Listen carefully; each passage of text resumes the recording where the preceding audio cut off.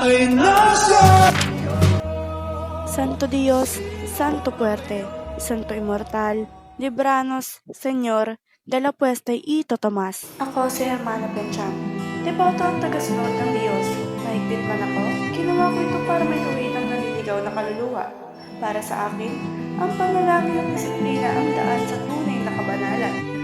Ngunit sa likod ng aking madasal, ako rin ay nalilitis ng aking buti. Dahil minsan, ang solong paniniwala sa sarili kong kabanalan ay nag-iihad lang sa tunay na awa at kababaang loob.